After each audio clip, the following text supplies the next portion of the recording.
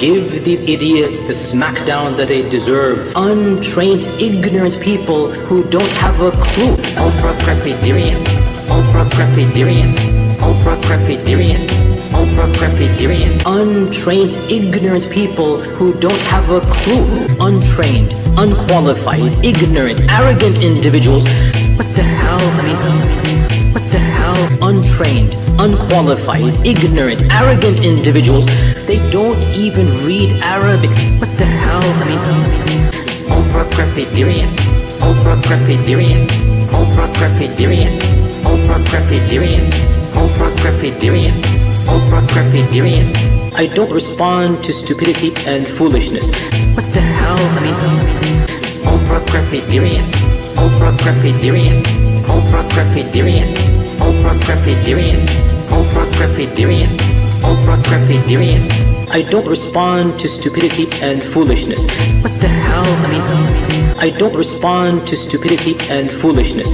Ultra-crepidarian. I have rarely come across somebody who is more vulgar, vile, foul-mouthed, vicious, repugnant, depraved excuse of a preacher. What the hell? What the hell?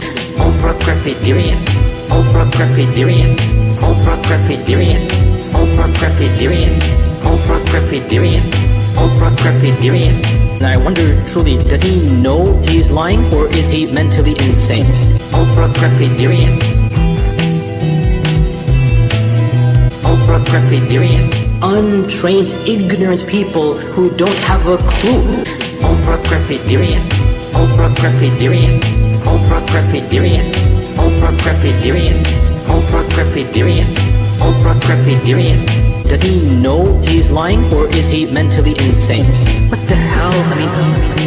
Ultra-crepidarian, ultra-crepidarian, ultra-crepidarian, ultra-crepidarian, ultra-crepidarian, ultra-crepidarian. Sometimes, yes, ignorance is bliss. And I wonder, truly, does he know he's lying, or is he mentally insane?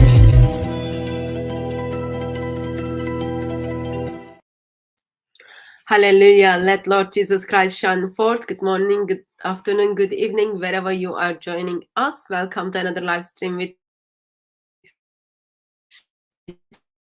and I have Jai Apologetic with me, and we will be talking about the preservation of the Quran or Qurans.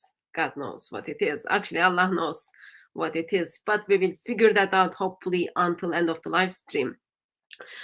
We did actually looked at a video maybe over a month ago with Shadir Nasir, where they were discussing about the history of the Quran and then how Quran really very much messed up. We did half of that video, and then today, by God's grace, we will hopefully finish the video and then have a little bit more clear idea regarding if the Quran perfectly preserved or has it ever been changed. Peace of Christ be with you, Jai. How are you?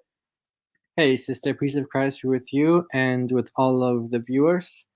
Yes, this is something that we started, like you said, around last month, and it's just exposing the holes in the narrative between the lies that Muslims say about preservation of the Quran. That, famously Yasir Qadhi said on the infamous deleted interview with Muhammad Hijab. The standard narrative has holes.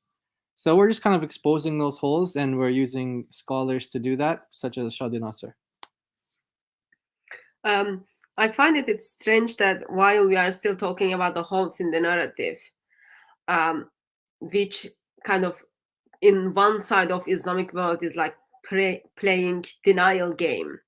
Other side of the Islamic world is just like, oh, it's all the same. It's like whole and holy. They are like the way you write them. Holy and holy, the way you pronounce them, apparently it's, I guess, all the same. Oh yeah, by the way, speaking about that, I saw a clip the other day. I don't know how old it is, but it was one of those Dawah guys, Abu Musab, where he said, never say Holy Quran, don't say Holy Prophet, this is only for Allah to be holy, So although we're talking about a different type of holes today, a different type of holy, But just a side note for the Muslims who like to call the Quran Holy Quran. Yeah, it's frowned upon by We your. can edit out a video. Like I've got a Muslim scholars who says Holy Quran Yeah. versus another Muslim turns up and then says do not say holy. It's very much Yeah. messed up with the holes or without holes. Yeah. Yeah. Um, Abu Musab. Yeah, that's the guy. So yeah, it's just a short clip. It's under 3 minutes long, and he says, "Do not say Holy Quran. Don't say it." yeah, and then I'll put with a couple of scholars who says like in their talks, in their teachings, Holy Quran should be fine. Yeah, Um, yeah, we could do that. Would you be kind enough? Yeah, would you be kind enough, brother, to remind us? You kind of mentioned that the video was like not alive anymore by Muslims. You verbalized it as the famous interview. Would you be kind enough and then just take us back to 3 years ago and then remind us what happened 3 years ago? Yeah, yeah, sure. So a lot led up to that. One of the things that led up to that was the exposure or expose of the. I think at the time you showed 26 Arabic Qurans with Jay Smith at Speaker's Corner, and that caused a huge problem for the Muslims there. And ever since then, they haven't been able to recover from this topic. So other people's views started to come out about the, 7 ahruf and then the 10 qira'at or 10 different readings or these different versions of the Quran in Arabic. One of those people's views who came out was Shadi Nasser, but it wasn't public until one of the Dawah people, made it You public. mean Yasir Qadi? Yeah, what did I say? I think you said should. Oh, That's okay. Okay, yeah. Well, Shabir Ali, if I said him, he definitely he's got some things to say about this as well, but he's more on the Yasir Qadi side than the other side. But yeah, so Yasir Qadi, his views were kind of exposed. They were made public by Farid. He's got many different nicknames. Some people call him Farid Leaks. Some people call him Farida. Whatever you want to call him. He leaked some email from Yasir Qadi, where Yasir Qadi expressed his views concerning the topic. So that led to an interview between him and Muhammad Hijab, and in that interview, Muhammad Hijab was pressing Yasir Qadi, and there was a really funny parody about this. But the guy who did it, I think he was just ex-Muslim, but he wasn't like a Christian. He was just ex-Muslim. So when he had the pressure on him from the Muslims, he kind of made the video private and he stopped doing the parody things. But it was a hilarious parody where Muhammad Hijab was just kept pressing Yasir Qadi, pressing him on the topic of his views on the preservation of the Quran. What would you do if I gave you a blank sheet of paper, if I give you a blank book, would you be able to write the Quran? And it's not an easy answer. It's not an easy. So he said, yes, it should be an easy answer, and so anyway, that led to a whole bunch of things. The Muslims on Muhammad Hijab's channel and Yasir Qadi's channel were saying, what does he mean by this? What does he mean? It's kind of like recently with Ali Dawah when he said that the scientific miracles have been absolutely debunked, absolute nonsense, and they've been debunked. Muslims kept asking, what do you mean by this? What do you mean by that? What do you mean by that? Well, they did the same thing to Yasir Qadi and Muhammad Hijab. So what was their response to it? They actually first they disabled the comment section in their channels. They disabled the comment section. So all the Muslims who were saying the doubts, they were all shut down. They weren't able to express their views. And then what they did is they cut out that last 30 minutes or so of the interview where they talked about Yasir Qadi's views concerning preservation, how did things like ahruf and qira'at and preservation tie together. That was all cut out. And then eventually the video just disappeared altogether. So you won't find that video on Muslim channels, specifically Muhammad Hijab and Yasir Qadi. You won't find it on their channels. You'll find clips of it on Christian channels and maybe some other channels that deal with Islam, but I'm familiar with the ones on Christian channels. and you'll find clips, bits and pieces here and there. They were trying to copyright strike it for a while. Yasser Qadhi actually he doxed somebody, one of our brothers, Islam Critiqued. He doxed him, and he didn't actually. I shouldn't say he doxed him. He attempted to dox him.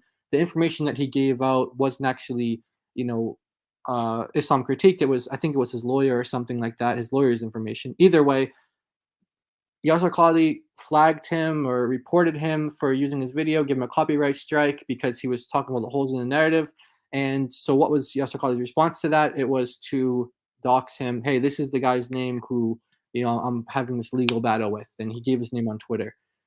So that's kind of a very condensed version of what it is. And now we're just talking about this. What are these holes in the narrative? Famously, he said that there are holes in the standard narrative. What did he mean by that? He meant that there are holes in the standard narrative of talking about the relationship between the hadith about the 7 ahruf and the existence of the initially 7 qira'at and then the 10 qira'at and 14, etc. And how do those relate to each other, and how does preservation of the Quran relate to these? So that's what he's saying. There are holes in the narrative and explaining all of these things, and that really blew up, and that's where we are today, 3 years later. It's heartbreaking to hear from you. Even your story had a hole. I'll fill that hole. Remember, Yasser Qadhi made a video to respond what he really meant. Yes. That this very long word. Our theme song. Yeah, that was our theme song today. Yeah. Yeah, that's the while everyone was pushing him, what did you mean? What did you mean? Clarify. While they expressed that people are leaving Islam because what has been said, because how the Islamic Dawah gangs deal with that. Yasser Qadhi took the opportunity and then made a video to respond what he really meant. And I guess Allah knows best because it didn't look like he knew what he meant. And there was another interview he had with this famous Muslim who was doing the singing of the Quran. Oh, yeah. Remember in that interview, he was clearing up misconceptions of about Yasser Qadhi, and question came about holes in the narrative. Yes. That was another great opportunity for Yasser Qadhi to clear up what he meant, and well, there was nothing at all. So I guess one of the things with your latest live stream you had with Daughter of Christ on Tuesday regarding the clarifications and then drama in the Dawah circle. Yes. One of the things Yasser Qadhi and sadly Ali Needs Dawah have is both of them, when they do their clarification videos, are like making those holes like bigger and bigger. So Yasser Qadhi made a clarification video and there was nothing in it. Actually, he made a couple of clarifications video. Nothing in it. Best you could do is go and take his class. Ali Dawah did clarification video, and then he said, scientific miracles are debunked. Yes, debunked, and I'm proud of it. So both of them are kind of have that clarification skills in common. And good thing is their clarification skills are causing people to walk away from Islam. So that's good for us. Yeah, and we've really learned, like, they've become so predictable to us. In fact, I'll give you an example today. Just today, I saw David Wood tweeted something out about a Muslim scholar who was saying that Muhammad Hijab and Ali Dawah are, they're creating drama and they're creating problems for the people and et cetera, et cetera. Anyway, so then shortly after that, he changed the setting on the video where he limited the users or something who can view the video. Maybe only his followers can view it or something like that. But what we've learned was when Muslims put out those videos, you download them because because we know what's going to happen. They're going to end up editing them, chopping them up, or deleting them. And if they're the only ones, Ali Dawa in the interview that Daughter of Christ and I went over, he actually said, "Hey, look, if there's something that makes me look bad, and I have the control, I have the camera, and the other person doesn't have the camera, well, it's not going to go up because I'm the one who has the cameras. I am the one who has the footage." So that's what they do. If they're the only ones who have the footage or the material, then it's going to be in their hands with what happens to it. So when David Wood starts exposing, hey, look, even Muslim scholars are saying that these guys are a problem and they're narcissists and etc. Well, he tries to do damage control and make the video like limited to the people who can see it. So what do we learn? We learn how to deal with Muslims when they expose themselves. We just kind of let them talk. We don't interrupt them, and we download the videos and we just let them talk again. So it's very they use these tactics a lot. Another tactic that not really tactic, but just kind of things that we've learned from the Muslims over the years, how they deal with these things, is that like everybody knew that Ali Dawa was gonna come up with a clarification video. Everyone that was keeping up with it, because we saw the Muslims in the comment section kept saying, "What do you mean by this? What do you mean by this? What do you mean by this?" And so that's what happens. They're very predictable. The Muslims are very predictable and their behaviors. So Yasser Qadhi coming out with a clarification video, multiple clarification videos. We expected all of this, and we also had to download those in case those randomly disappeared off their channels as well. Just the hole in your story, brother. It's like tonight you've got lots of holes. Are you talking about the gentleman Faris al-Hamadi, who Yes. he's the gentleman who is what is the Islamic word for it? Who is discipling Andrew Tate? Yes, that's the guy who's discipling. Yeah. What is the Islamic term He was for the one who was discipling? defending him for like the naked picture that he had. He was the one that was defending him. Yeah. So that's like his Andrew Tate is his student apparently now. There is another kind of in-house fights is going on within Islamic Dawa circle, and no one is qualified to be Dawa gangs these days. And what's interesting, before he kind of did this whole YouTube thing, and he was I don't know if he's actually a sheikh or what he is, I don't know, but whatever he's doing now, prior to this, he used to like own like gym or something in Dubai. He did gyms and used to train people. So it's similar to what Andrew Tate does anyway, in that with so they seem to be have ties with each other on more than one thing. So like training people in the gym, and then also this Islamic this Islam stuff. It seems like they have more than one connection with each other. And then Andrew Tate speaks very highly about Dubai and things. So there's other connections there. It seems quite fashionable these days that Muslim men need to have six packs. So everyone is kind of ending up in places where they can get their six packs. Okay. So holes in the narrative. Yes, holes in the narrative. Those Dawa gangs are just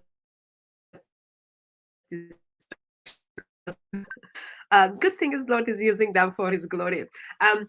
So what we are going to do is we are going to pick up the video which we did approximately a month ago regarding kind of how, according the Islamic tradition, how according the Muslim scholars, Quran has been changed, corrupted, and end up in many different ways.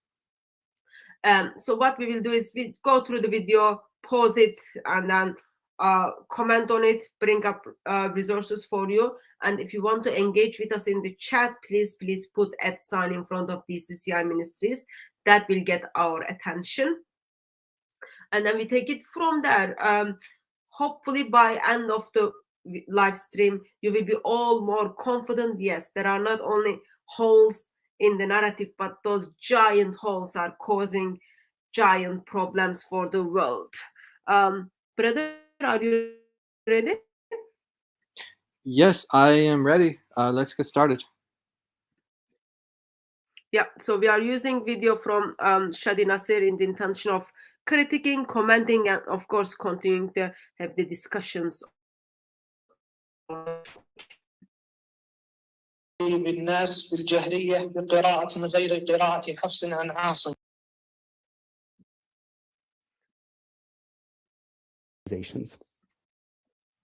Okay, since we are picking up where we left, just give attention. It seems place approximate we left is going to be with the translation under it, so subtitles. Give attention to that, please. Can I play from here? أحسن الله إليكم وبارك في علمكم. هذا سائل يقول: إمام مسجدنا وهو طالب علم أحيانا يصلي بالناس بالجهرية بقراءة غير قراءة حفص عن عاصم، فهل عمله صحيح؟ وما حكم الصلاة خلف هذا الإمام؟ الصلاة صحيحة، لكن هو لا يجوز له ذلك.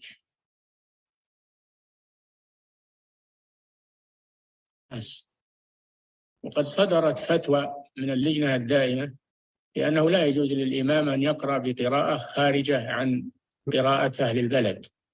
قراءة أهل البلد الآن كلهم على قراءة حفص، فلا يجوز أن يقرأ بقراءة غيرها ويخالف ما عليه أهل البلد ويشوش على الناس. فمثل هذا إذا لم ينتهي يفصل من الإمامة.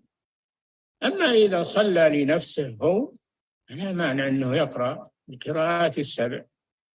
إذا صلى لنفسه ما في مانع، لكن يؤم الناس لا، شوش عليهم. نعم. Okay, so this is Al Fawzan. He's one of the top authorities in Saudi Arabia, and they issued a fatwa. You can also check that online. There are several opinions for some leaders in congregational prayers. They are trying to introduce readings besides Hafs for Muslims, and from a legal perspective, you have two things here in play. One, do we confuse people? So you are reciting something that people are not familiar with, and the lay Muslim is not familiar really with these other readings. So why are you doing that? If it's really addressed to people who are familiar with the discipline, that's fine.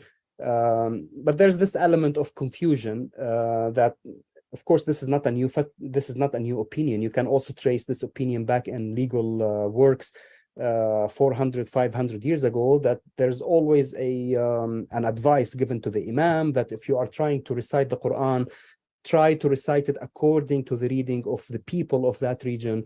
Otherwise, will create some kind of shubha that is not recommended.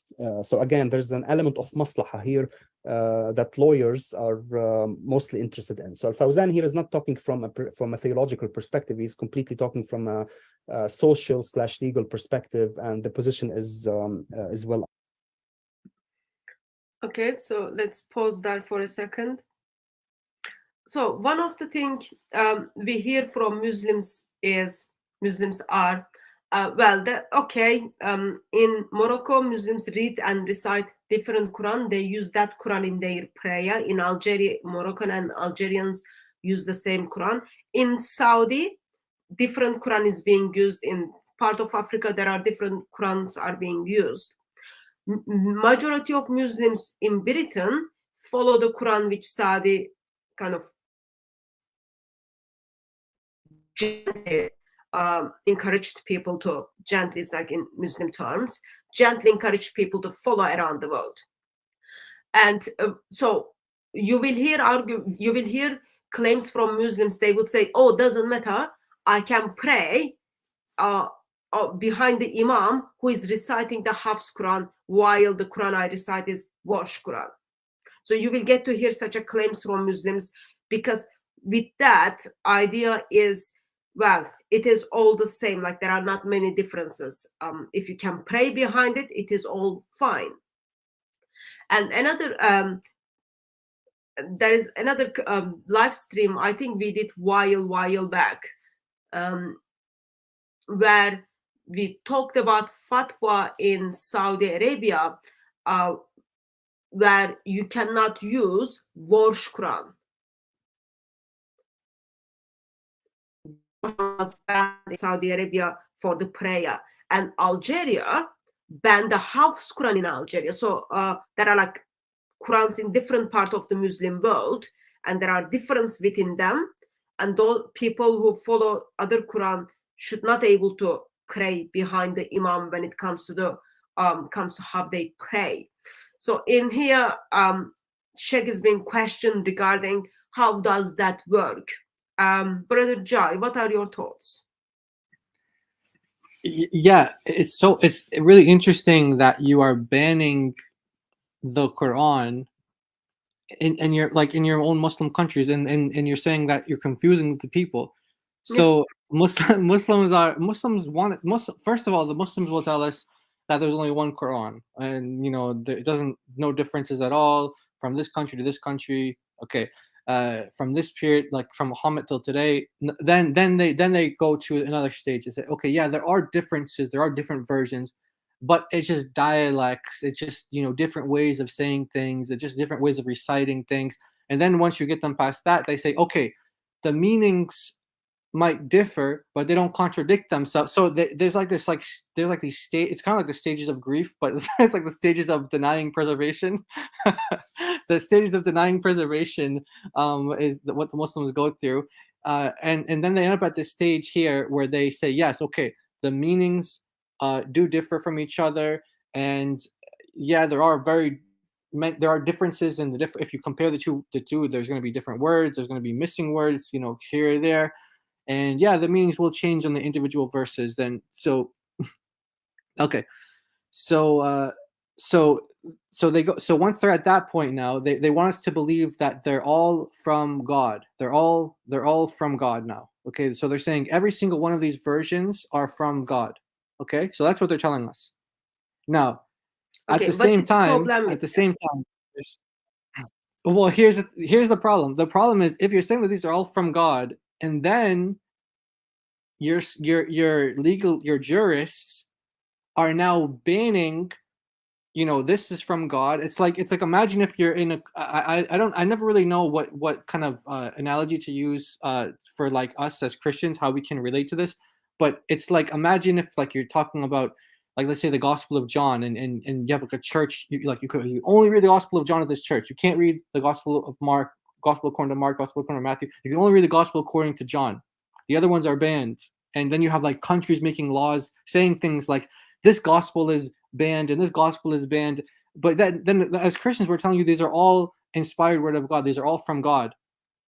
It's like Muslims are going to be looking at us like, what are you talking about? Why are you banning it from your churches then? If this is from God and this is from God, why are you banning it from your churches? Why are your jurists banning it from your countries? So as you pointed out, sister, you have Morocco and Algeria banning the Hafs Quran inside their mosques as being recited. You have Saudi Arabia doing the same exact thing, except they're saying anything other than Hafs, especially during the what is it called, the Tarawih, the Tarawih prayers. Like you can only do the Hafs during Ramadan and stuff. And so they have like rulings on this. So it's like now they're at the point where like the Muslim who admits that there are differences and there are different Qurans, but they don't differ in like the message of Islam, which we could argue that point. But what we're just trying to say today is that they have versions of the Quran that they're banning from behind the mosque. So is this the word of Allah that you're banning? Who are you to ban the word of, why are you banning the word of Allah? Why is your country banning the word of Allah? Why is your sheikh, why is your scholars, why are they banning the word of Allah? Those are our questions for the Muslims. All versions go back to the same. That's not true. But anyway, we can talk about that after. Go ahead, sister. So if all those different Arabic Qurans goes back to identified as the word of Allah, while they've got like contradictions in it, if all goes back to Muhammad as the one who kind of passed it around, then another basic question is like, did Muhammad said okay to Hafs Quran, or which version of Hafs Quran did Muhammad said okay to wash Quran while there are differences in it? And someone called Abu Ana, that all versions go back to the same rhythm. I don't want to break your heart, but you've been lied, and that's a huge lie. Examples are coming from examples are coming from Muslims, such as Surah 57 and 57:24. There are some extra rhythms in that. It doesn't have in other Qurans, as well as Surah 3 verse 133 is one of them. All I can say is you just need to wake up. Okay, so if someone lied to you, even let's say all of them have the same rhythm, okay, sake of the argument, then why your scholars are saying, oh, that they've got problems, you can't recite those different Qurans? Yeah, and by the way, just on the point on this point about all of these versions of the Quran, they go back to the same rasam. Like what they're saying is that okay, so in Arabic, in order to read it, you need to put markings and dots on the letters that differentiate themselves. So to differentiate the letter B from the letter Y from the letter T, it's just a matter of where you're going to put the dots. So what they're saying is if you remove those dots, then that's what you call like the skeletal consonantal text, or the rasam in Arabic, the rasam. Now, what they're saying is that that's all it is. So you can just kind of add these dots, and then you get this version of the Quran. You add the dots somewhere else, you get this version of the Quran. That's what they're saying. As you pointed out, sister, that's not true, because we have these versions of the Quran where they put an entire word in, or they take an entire word out, depending on your perspective, which one is the original.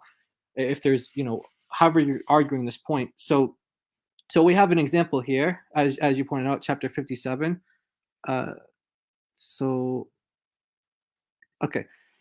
Chapter 57, as Sister Hatun said, verse 24 in Hafs, and 23. It's verse 23 in Qalun and Warsh, and you'll see here that this is an entire Arabic word. Now, you can forget about this little marking here, Fatha and Dhamma. You can forget about those, because we're going to say, okay, remove all those, and then, it has the same consonantal script without the dotting, without these dots at all. You look down at this verse here, the same thing, and it's and they highlight it in pink font for us. And you see the word Allah here on the first one. You can see my mouse hovering around it. There's Allah, and then the word al-Ghaniya, and then you have the word Huwa in between. So you go down here, you have Allah, and then where's Huwa? It doesn't exist. So if it was true that you just take away these little dots, like these little dots above the letters here, or sometimes you have it below, like right here, if it was true that you just remove those dots and it has the same exact identical text, then why is there an entire word that's gone missing? Because we're not talking about the dotting at this point. So what Muslims, early Muslims have documented this. In fact, they have books on this where there are differences between the different scripts. Some of them have this, some of them have that. And what they do is they have their kind of answer is that when Uthman, when he made his kind of master copy, the edition of it, that the different versions that he sent out, that those ones had scribal errors in them. I'm not talking about Muslim scholars now. I'm talking about this is what scholars of Islam, so in like the university, will say. Not Muslim scholars. They won't say. Well, some Muslim scholars like Haytham Siddiqui do say things like scribal errors. So he's a Muslim scholar. He does say scribal errors. Who's that? The other guy, the Ismaili guy. What's his name? Khalil Andani. He also says scribal errors. So you do have some Muslim scholars who are believing, confessional Muslim scholars, confessional scholars of Islam, meaning they adhere to the faith of Islam.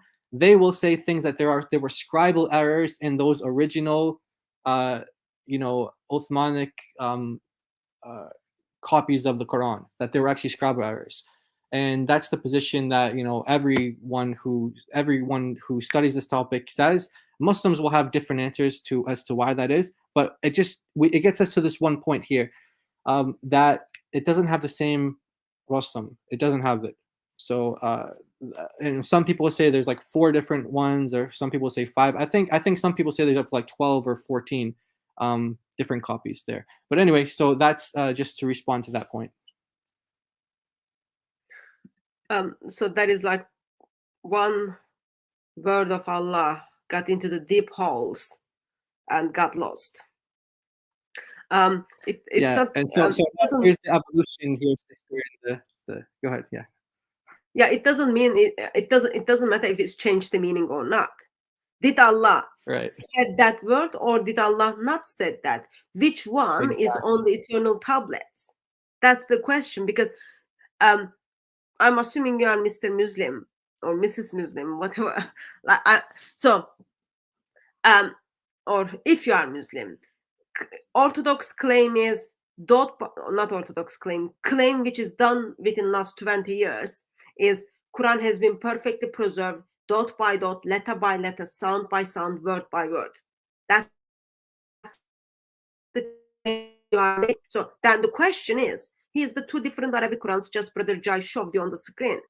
Did Allah said that Arabic word, there are only 2 letters, like very, very small Arabic words, even like imams look at it and then they kind of say, oh, it's all the same, until they like bring their face into the Quran and then they say, oh, this word is not there.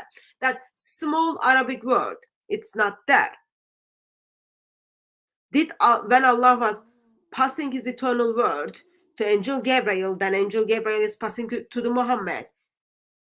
What happened? Did Allah said it, or did Allah say it, or he didn't say it? Is it written in the eternal tablets? That's the question. And it's not only about rasm or not. Like, let's say, sake of the argument, this is just nothing. You've got bigger problems when you just put 2 Qurans together, because it contradicts the Quran. One of them is question, other one is not question. One of them is statement, other one is like, oh, Allah knows best. So like very much messed up on that. If you are making a claim that yes, there are different Arabic Qurans, it's all good because content of the word of Allah is the same, then that's different argument. So I guess at this stage, best way to move forward is take the camera in front of you and then say to the camera, I apologize to all Muslims who become a Muslim because they believe that Quran has never been changed. There is only one Quran, dot by dot, letter by letter, sound by sound, word by word, exactly the same all around the world. If you become a Muslim because of that, please walk away from Islam, because that was a huge lie. Quran has been changed, it's developed and still developing. Here's some of the latest version of the Quran we have in our hands. I will produce you a different argument regarding the truthfulness of Islam. So you can make such video and then say all these different Arabic Qurans have the same content. Then we need to start dealing with that, but don't do that, because that argument already being debunked with the different version of the verses itself. So come up with different argument and then we move on from that. Yeah, so you see how the first statement, I don't know if we can go back, but to show the first statement and then show this one back to back. Like one of them, it was the same gasm and not but meaning doesn't change. And so it goes from saying there's no differences in them at all. If you take away the dots, there's no difference between that text. And then all of a sudden we show there's differences. Okay, but it doesn't change the meaning. It's like exactly what I was talking about earlier. You have these different stages that Muslims will go through. First, they say things like there's no differences at all. Then they say, okay, there's dialectical differences. And then they say, okay, it's not dialects. Okay, it's the meanings do differ, but it doesn't contradict. And then they go on and on and on through and so that's exactly what we just saw a live demonstration of that right here. I had an imam other day. He was expressing that he holds the Orthodox Salafi belief of dot by dot, letter by letter, sound by sound preservation of the Quran, which starts with the history when Uthman compiles it. And then as he started looking at the verses, he was like, oh, it's all same. It was same, and then it become, oh, it's similar, and then it's just like, it's the same. Arabic is very complex, and then he looks at the next, and then next verse, and then just like, I need to ask to my imam, and his imam, he's gonna ask his imam to figure out what is the next stage. So yes, it is all the same rhythm, and then content didn't change yet. Doesn't help at all. Doesn't help at all. Yeah, and so the differences are actually bigger than, you know, we can get into specific examples, but there are the legal differences. There are people who write about, Muslims who write about this. They talk about the variants that cause different legal differences, or they maybe not cause different legal differences, but let's say one jurist who wants to argue a specific point will use a verse if it's you know, one version, and then the other jurist who's debating him will take that same verse in another version and try to argue his point. And they're both trying to make laws about what is Islam, what are the laws of Islam. So remember yeah. Do you remember the like the middle video prayer? Yeah, so you've got like a middle prayer or not, but do you remember there was a video of it's flied away from my mind.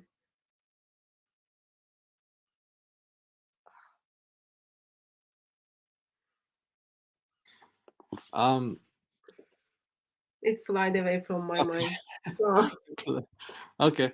Oh, if it comes back, just just let us know. But basically, you have these variants that will amount to legal differences. You have variants that are contradictory, like you pointed out. Some of them are saying yes, the other ones are saying no.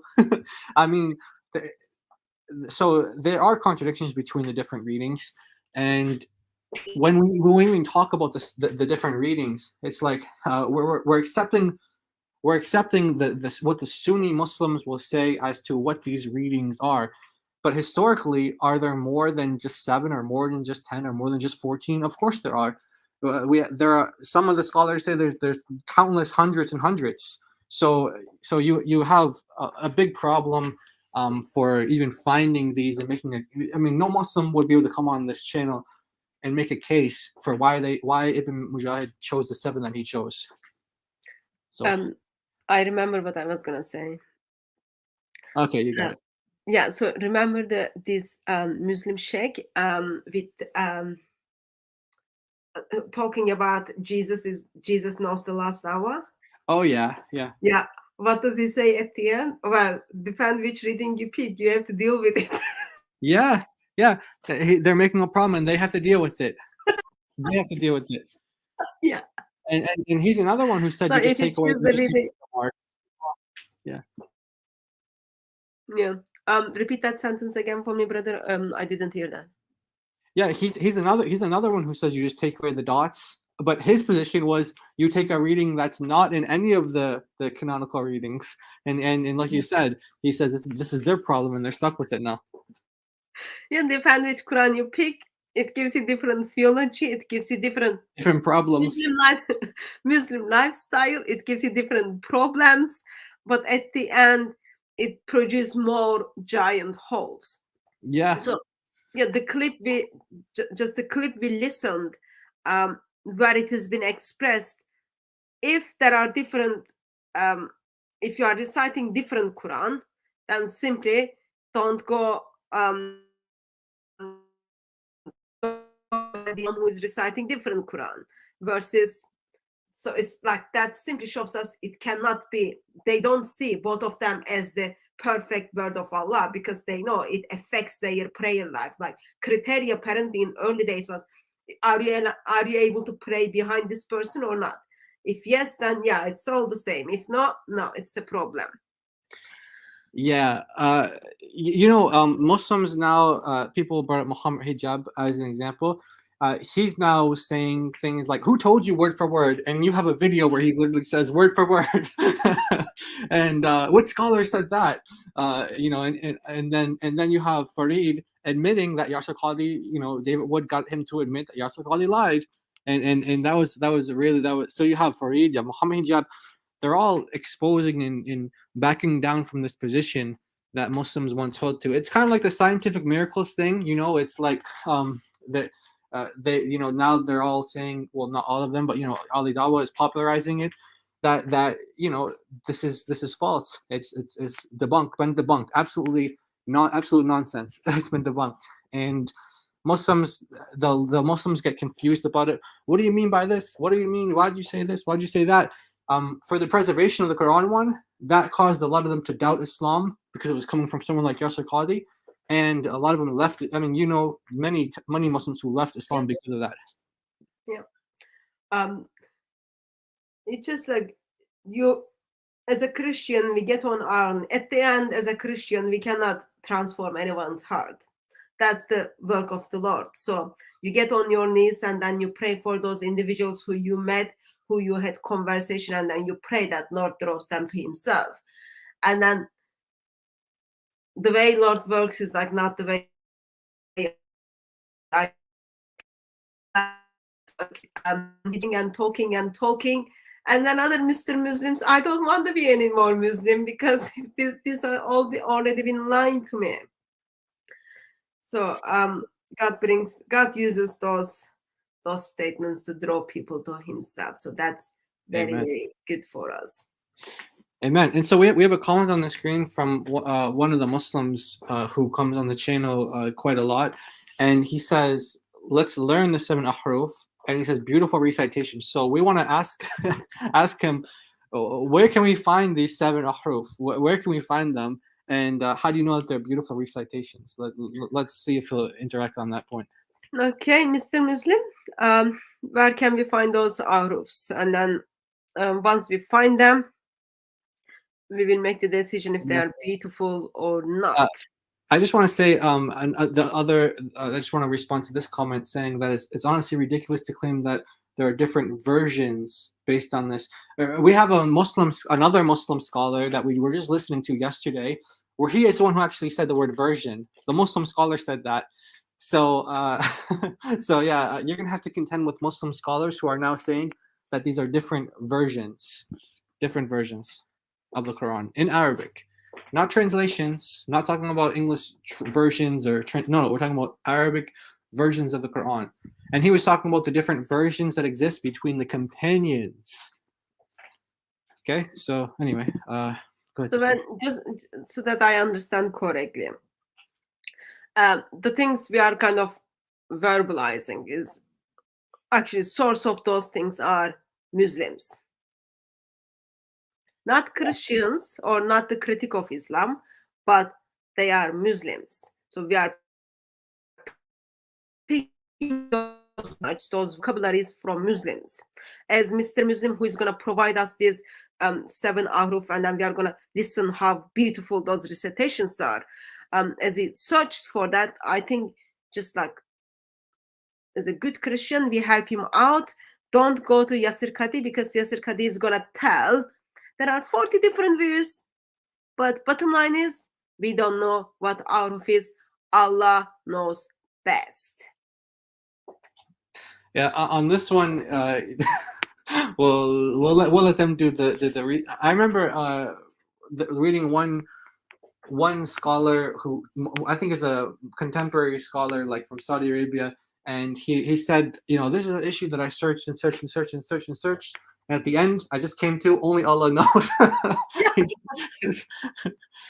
those are the things.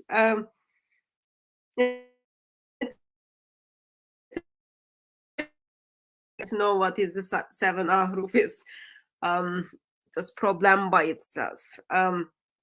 Okay, so brother, I'm gonna move to the clip. Okay. Let's both of us keep eye on the chat, because since Mr. Muslim wants us to listen to these beautiful recitations when he provides them, we make sure we don't miss it, because we don't want like Muslims to say, I gave them all the answers and they didn't give me attention. Yeah, we have our eyes in the chat and we are looking for the 7 ahruf, where they are. Yes, and after that, of course, put the link and then we listen them. and then we figure out how beautiful they are. Until you figure that out, let's continue with the video. Well, okay. So let's first address oral transmission. When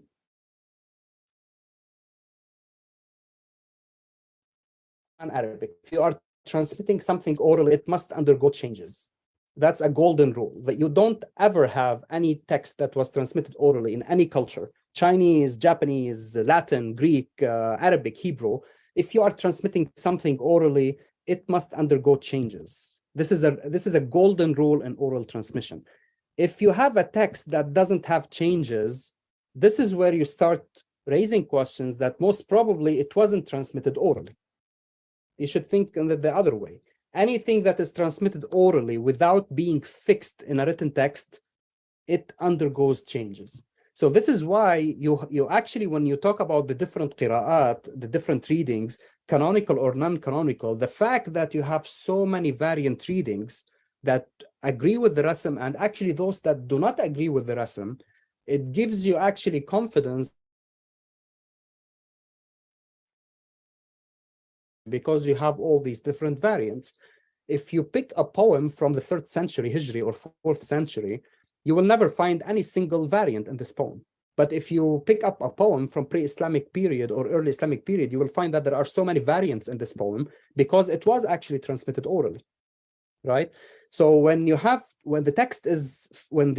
any text is fixed in writing and voweled, etc., this is where you stop having variant readings. The same with the Quran. Why, after Ibn Mujahid, variant readings started to diminish?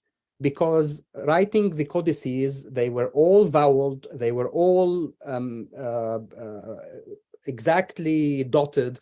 There was no chance for people to disagree in how they were reading, unlike the first 200 years, where there was so much space for disagreement among the Qurra concerning how to vowel the words.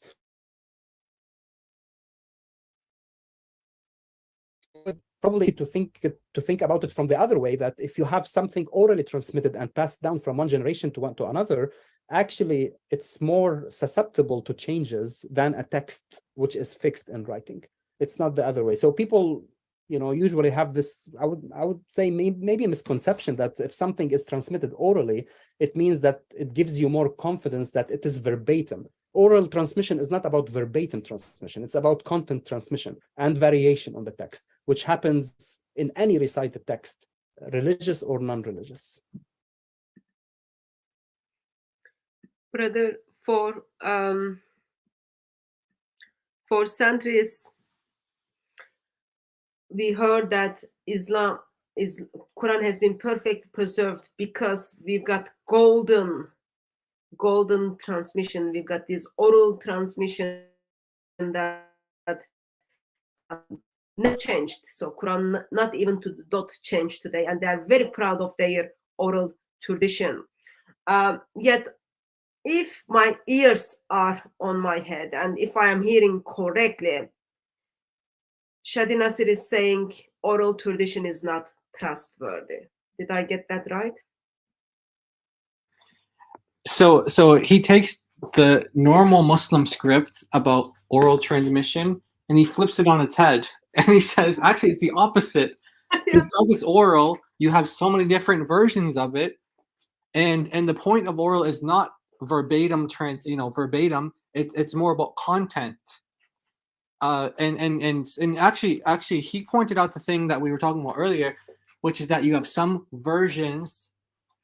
And he talked about them being based on the rasm or agreeing on the same rasm, and then he said some of them don't agree on the same rasm. So he actually used, without us even coming to this point in the video, he made the same point that we were just talking about earlier that we were proving in chapter 57, verse 24.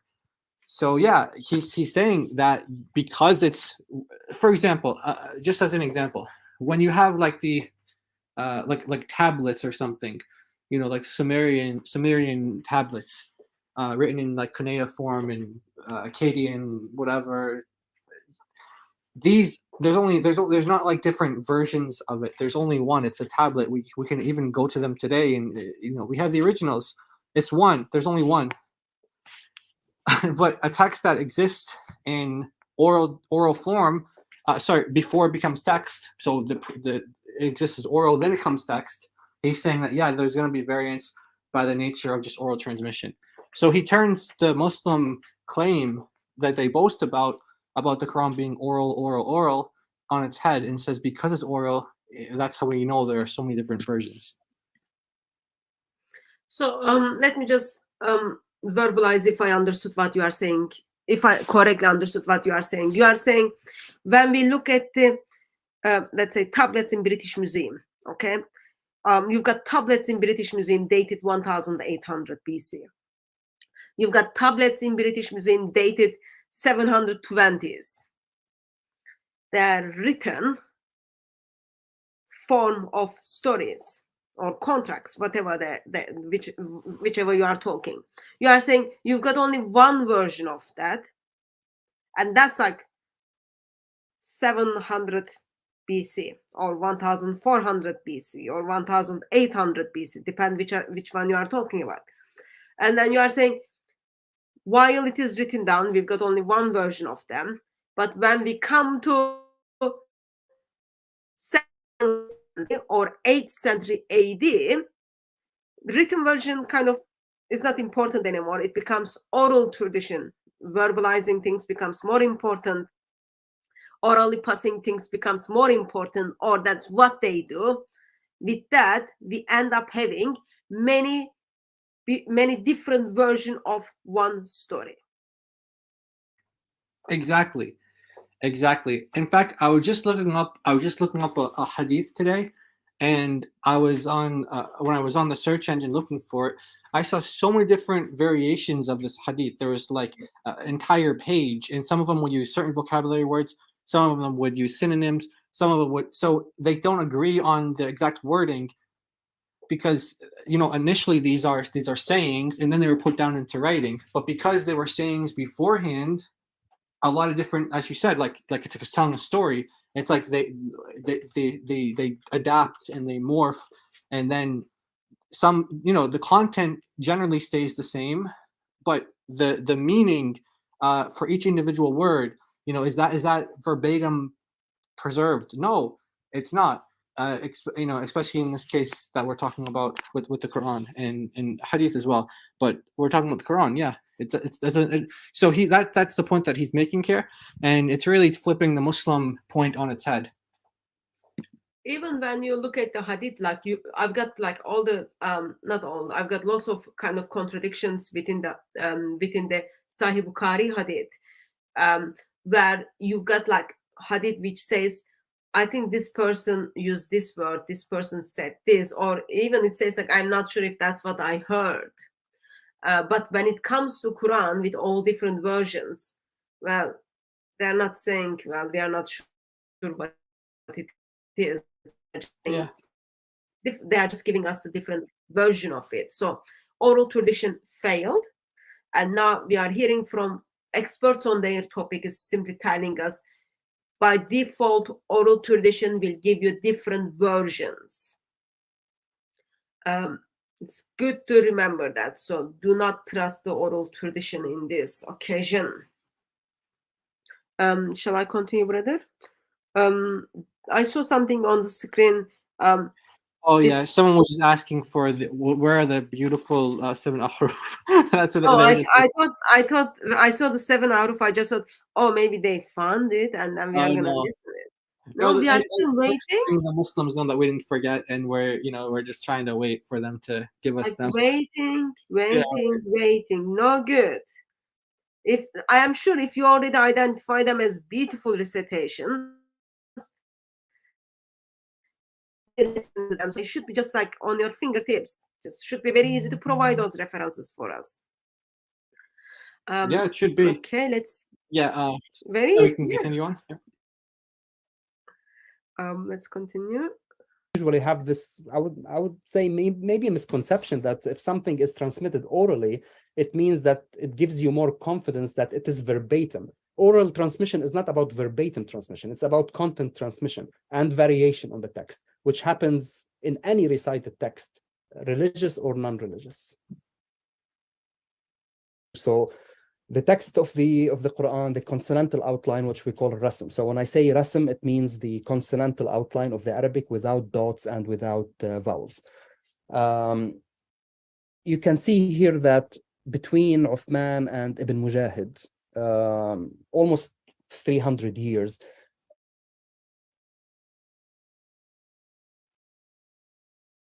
into the sources, you will notice that many Muslim authorities, they were reading the Quran. There were several readings spreading across different regions in the Muslim world. Yes, there were readings more popular than other readings, especially in, for example, in Basra, 2 maybe or 3 eponymous. When I say eponymous reading, it means a reading developed by one system. Let's say Abu Amr, for example, or Hassan al-Basri or Yaqub. So they are professional Quran reciters that professors of qira'at, let's say, and they developed a whole system, a transmission of one verse or one specific variant.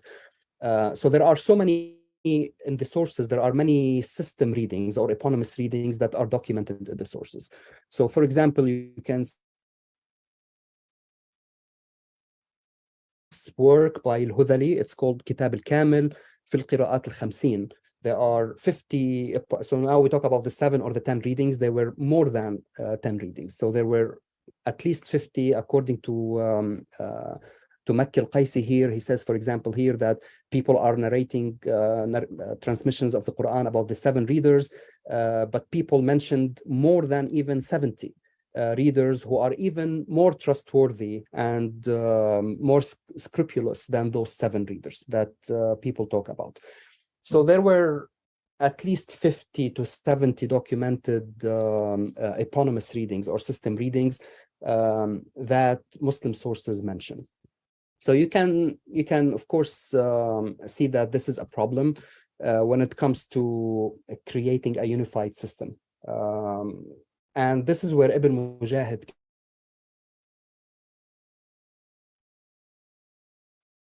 seven readings, which until today, and he collected these 7 readings from a plethora of different system readings that Muslims were using back then.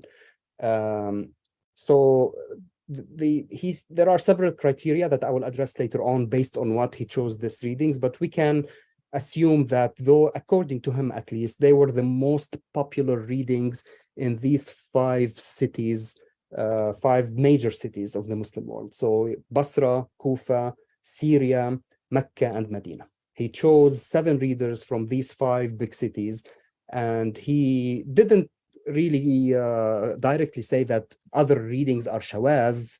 The term shawaz, non-canonical, it took a little bit of time to, again, to be standardized, but he chose those 7 readings to be the representative readings to from in these 5 cities.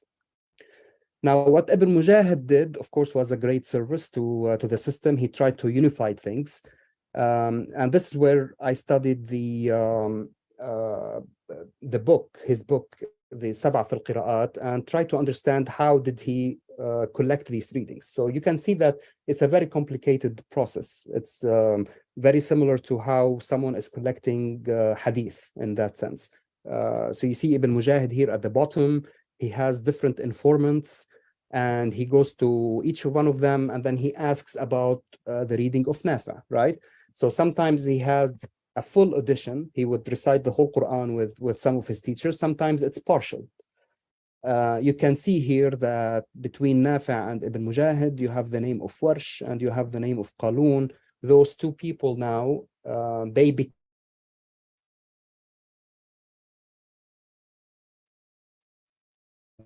transmissions from the reading of Nafi'. And the question that I ask in the book is, what happened to all these other readers, right? And more or less, most of these other readers who also transmitted from Nafi', they fell mostly into the realm of non-canonical. So the shawaz, basically Warsh and Qalun, they survived and they became the mostly used recitations in the Muslim world until today. and they are the only, if you want, legitimate representatives of Nafi'.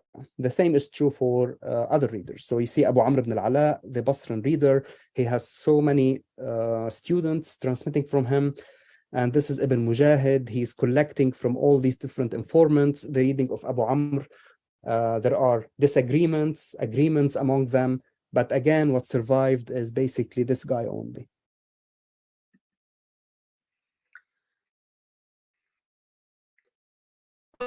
There are approximate, in 935, Muslims are listing 50 different Arabic Qurans. And as the time goes on in the same kind of stage, men who never met with Muhammad, Ibn Mujahid, never met with Muhammad, never had revelation from Angel Gabriel, decides what Muslims are going to read. He picks up out of 50 or 70, and then decides what Muslims are from now on going to recite. As I'm sure you all picked up, like how he made that decision. If you haven't, that's good, because this stage is just all about who knows whom. How is your relationship with the Mujahid? So you get to the list. Brother, what are your thoughts on how these different readings are happen to be in our hands from 935?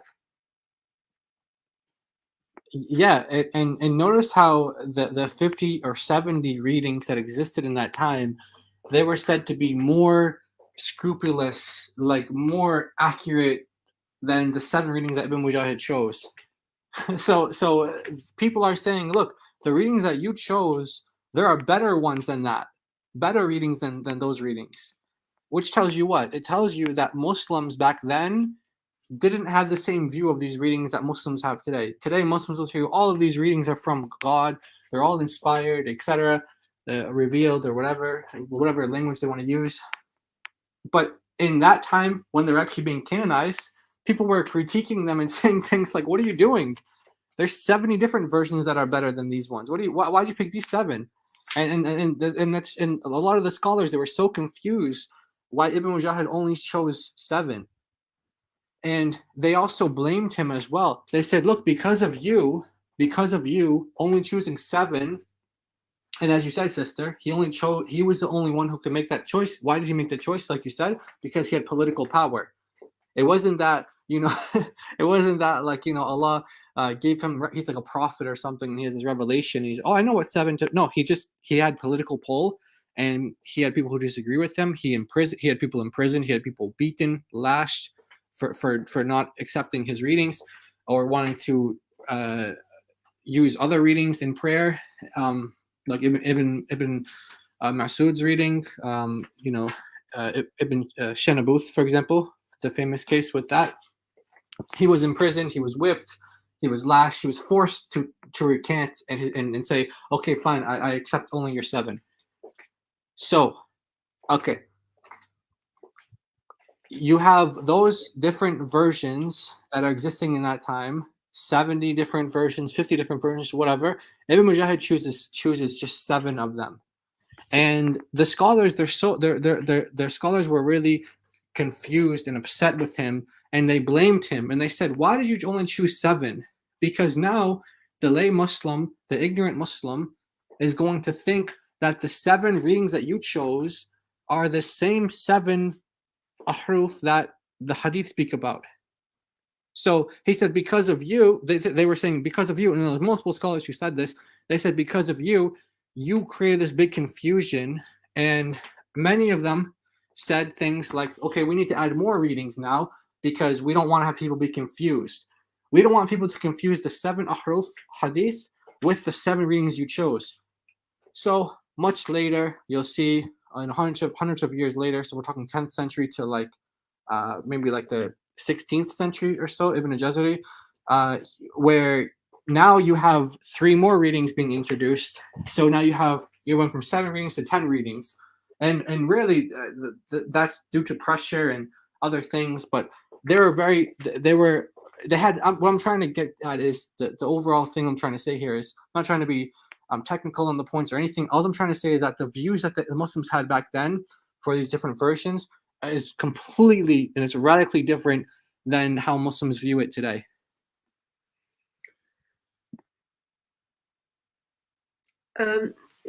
Don't we have Muslim scholars such as Tabari, when he talks about these different Arabic Qurans, he prefer someone else's reading. He thinks other reading is better than this one. So those are like terms used. Therefore, it is not surprising for us to hear people claim those like 70 other Qurans are better than this 7 which is chosen by Ibn Mujahid. Yeah, exactly. You have Muslims and by the way, Al-Tabari is he was one of the teachers of Ibn Mujahid. So Ibn Mujahid didn't canonize his versions in that time. Al-Tabari was before these things were enforced. You have people like Al-Tabari who are saying things like, yeah, this is I reject this one because of this reason. Maybe it's bad grammar. He said it's bad grammar, or maybe he said things like this one makes more sense, or this one's more correct, this one's more accurate. And so obviously Muslims wouldn't talk that way today about the different readings. They wouldn't say, Hafs is more accurate than Warsh or something like that. And also we don't want to we want to say as well that Hafs is not something that was popular back then either, and that wasn't what the scholars were giving their commentaries on. Like the commentators, when they were giving commentaries of the Quran, they weren't using Hafs. Because Hafs is identified as Tif and Laya. Even in early Islamic tradition, they knew they cannot trust Tif and liars.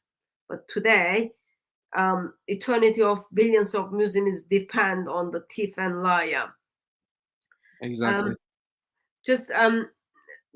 I think this person like left his brain in the bathroom or somewhere.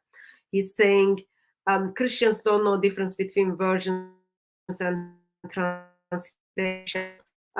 Brother, would you be? I think I may be failing here because I'm not an English speaker. But my understanding is these different Arabic Qurans, even when we say different Arabic Qurans, we are saying like they're written in Arabic. We are not talking about the translation. We are not talking about Sahih Muslim, we are not talking about Sahih International, Yusuf Ali, all that junk. We are not talking about them. We are talking about Arabic version of the Qurans. Am I correct? Or exactly. did I miss something? Maybe I left my brain in somewhere else. But yeah, we've been talking about Arabic versions. Arabic part. Yeah, exactly. We're talking about Arabic versions. We're not talking about translations. Translations, as you said, that's a different language. We're talking about the Quran in the different Qurans in Arabic. The language Allah revealed. Right. Yeah. And we're not talking about translation into English or translation into French or translation into Spanish. No, we're talking about the Qurans in Arabic. Differences in Arabic, as this comment says. Yeah, exactly. So that's what we're talking about here. Yeah, that's the Sheikh who was talking about the Jesus is the sign of the hour. It's something. My brain is like no good today. Something came to my mind and fly away again. Did you pick up also by Shadir Nasir? He's talking about like how people would go out and then ask, "Oh, can you tell me what is Nafis reading?" And as he gets the Nafis reading, he like people who are passing him the Nafis reading, saying this, his student called this person's reading. This is Warsh reading.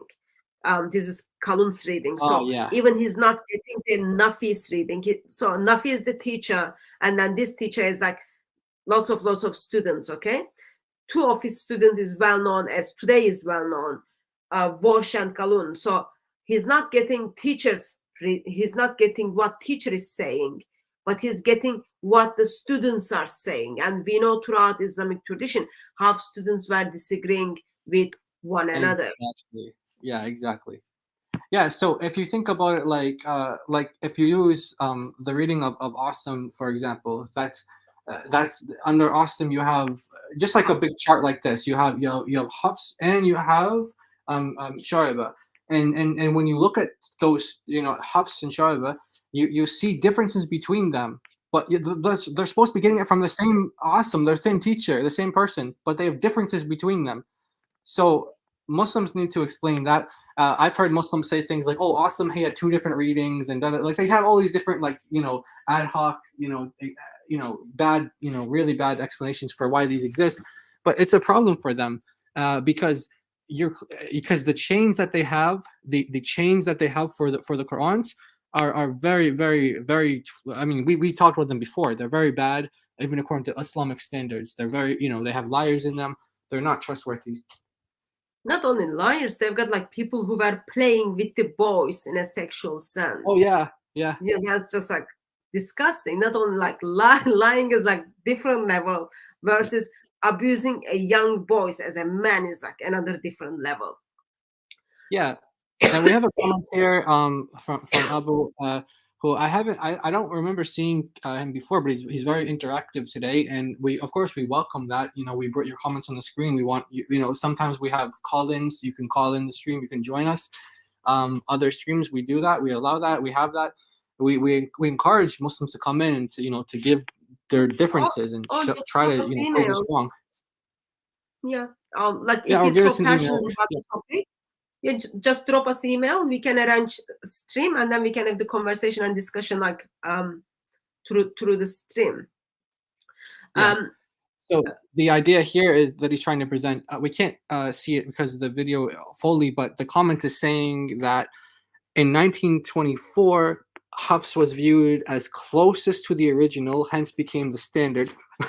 In your dreams, that happened in your. Maybe you haven't even had that dream yet. Maybe it was someone else's dream. Yeah, I mean that's what's the original? Yeah, what is this original? Like they think like by that stage they were holding the original. So they didn't use any manuscripts at all. Oh yeah, that was the point I was gonna make earlier. When there was a comment on the when there was a comment on the translation.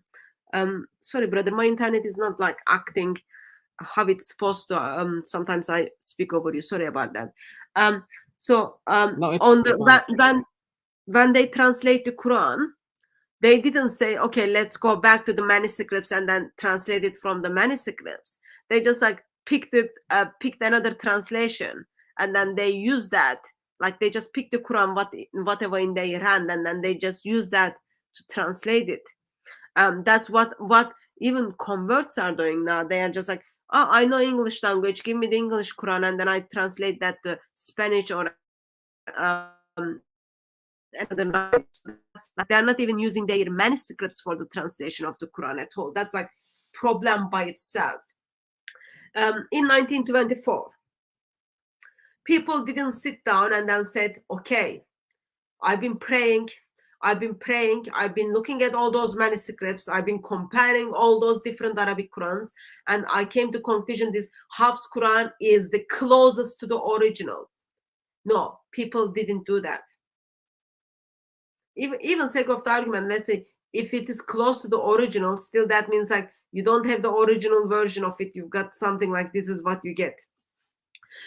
In 1924, they simply decided with Hafs Quran because thanks to Ottomans, while Ottomans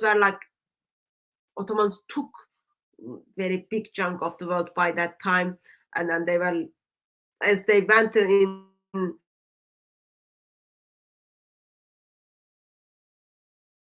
as they went to Europe, as they went to Asia, the Quran they were using was the Hafs Quran. Therefore, people in Egypt knew Hafs Quran better. People in Majaristan, in Hungary, they knew Hafs Quran better. So where Islam conquered, the Ottomans conquered, they were much they knew Hafs Quran better than the rest of it. So the reason they decided they are going to use the Hafs Quran was simply students were giving different versions of the verses. So they decided from now on it's going to be Hafs. That was just for the school. And then it ended up in 1930s, they decided, okay, this is what's going to happen for Egypt. And in 1980s, they said, okay, Hafs Quran for all the world when Saudi officialized it. And it is heartbreaking that closest to Quran, the Quran which comes to us as identified by Muslims, which is closest to the original, which means closest to the word of Allah, comes from a liar and a thief. Doesn't look good to me at all. And you notice as well, sister, when he says closest to the original, he's kind of using like the language that we were talking about earlier that like a Tabari would use, like saying this one's more accurate or this one. So he's actually comparing this to the other readings, and he's saying this one's closer than the other ones. So I don't know exactly what his position is on this, but if your position is that you have all these different readings and some of them, are closer to whatever the original is than other ones, then are they all actually Allah's word? Are they all actually given by Allah? Like how exactly do you work out preservation? And that's what Yasser Qadhi was getting at as well. How do you work out preservation in relationship to the huruf, qiraat, and etc.? How do you work out preservation with that? Then there's holes, and then there's holes. There are holes. So I'm curious to hear this person's position. But even the wording, it's closest to original, means that the other readings are not close, or they're further away from the original. And when you say it's closest to the original, you're not saying it is the original. So even Hafs is Hafs is like, it's the best we got, basically is what he's saying, but it's still not the original, but it's closest. It's almost there. And of course everything else that you said as well, exactly. Yeah, think about it. If this gentleman turns up to Algeria and then says, well, I'm going to read the Hafs Quran. I'm going to read the Hafs Quran in the mosque because this is close to the original. What do you think will happen to him? I think in Algeria, Muslims in the mosque will say, okay, let's eat falafel and baklava. No, they are going to not allowing him to get away with this. Anyway, just you can simply email us, and then we can have like proper conversation on the topics. It's good that we are seeing you are engaging with us. Yeah. So again, we welcome the interaction, and we maybe we'll have a stream where it's opened up and you can come join us someday, or as Sister Tune said, you can just email and we can set up a stream specifically with you coming on here. We do the whole stream with you on it. Yeah. So I'll go ahead, sister. We are up for those things. We love we are making mistakes. We don't want to be like Hafs. We don't want to be like Muhammad or Allah at all. So if you are mistaken, just we will stand corrected. Correct us, but make sure like you do your research before you turn up the before you drop email stuff. Shall I continue, brother? Yeah, let's continue on.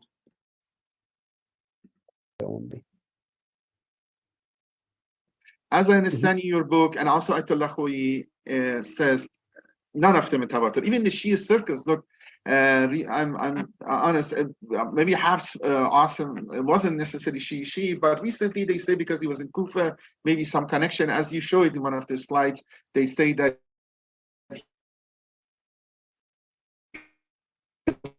Uthman ibn Affan and Ali ibn Abi Talib. So in this way, they want to say, okay, Qiraat Hafs as Asim is more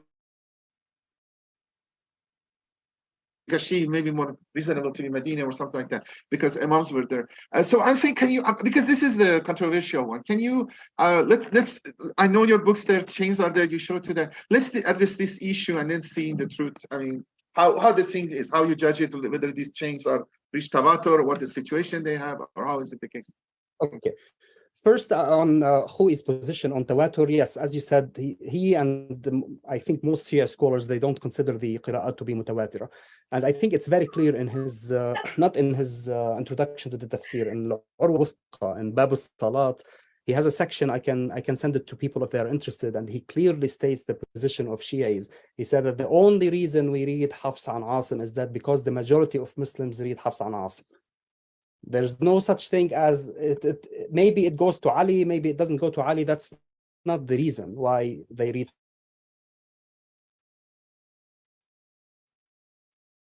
for hundreds of years before the Ottoman period. And he stated clearly, we don't prefer one reading over the other. And now, and he very clearly, he said, now we read in Hafs according to the majority of Muslims, but there's no preference which reading we choose. So that's one. Second, concerning Tawatur, it's not only Shi'i scholars as al-Khou'i concerning the Tawatur. The discussion of Tawatur is old, even within Sunni scholarship. Before even the whole concept of Tawatur took place, there was discussion whether the Qira'at are Mutawatira or not. So it's not something that the other side, if you want, picked up. And the issue is Tawatur is a concept that has to do with usul al-fiqh. Okay, what happened is that when you take a concept from one discipline and then you apply it to another discipline, this is where the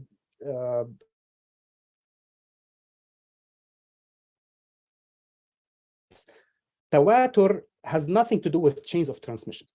Like if you want chains of transmission and Tawatur, they are oil and water. Okay, meaning what? When Tawatur means that there is a concept or there's something that everyone is familiar with and everyone knows, okay? It reaches a stage where even you and I, we are from different backgrounds and we live in different places, that we agree on this certain topic or certain piece of information, and it can't be false because you and I, we have no reason to fabricate or create error, okay, in delivering this piece of information. And the typical example is, we say, oh, China is a country that exists, or New York exists in America, or the sun rises from the east. This is Tawatur, okay? It doesn't matter if you are Iranian, that China exists. So that's information. So what happened is that originally Tawatur was a concept that is used in epistemology. Okay, we want to differentiate what Tawatur is from Akhbar al-Ahad, from other levels of Akhbar, and then Usulis took that and then they applied it to Qira'at later on. And what happened is that you can't have chains of transmission and Tawatur at the same time. And that's what Shi'i scholars, including al-Khou'i, picked up later on, is that what does it mean that something is mutawatir, but you have chains of transmission? So this is why Shi'is dropped chains of transmission whatsoever. And they said, well, Quran is mutawatir, we don't need chains of transmission, in a sense. So if you have something that is transmitted through 30 people or 40 people or even 50 people, that doesn't mean it's mutawatir. And the reason why is that local enclosed space, they are familiar with the reading of Abu Amr or Asim. And the perfect example is now, even today in North Africa, they're only familiar with one reading, but they are not familiar with the other readings. So how could the Qira'at be mutawatira and known to every single Muslim if one region is only familiar with its own reading? And if you go back in time, you will find that even in one region, there were different readings circulating among Muslims.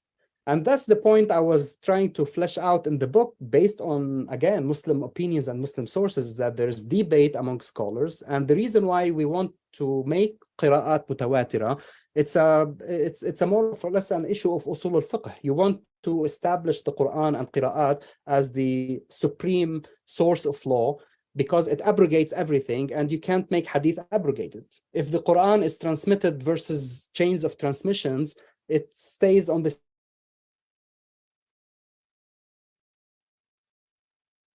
a matter of usul al-fiqh rather than really a matter whether the Quran was really transmitted by tawatur or not. So that's the issue here, is that the Quran, according to usulis, it is transmitted by tawatur, at least the text of it, the rasm, and it's known to all Muslims. How to pronounce it and how to articulate its letters, that's debatable.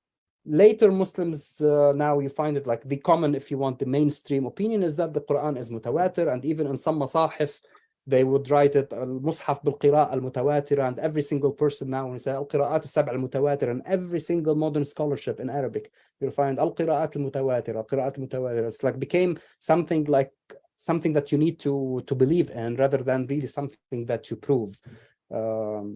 So that's the issue. It's just mainly it's a concept that was taken from one discipline and applied to another discipline that created this kind of.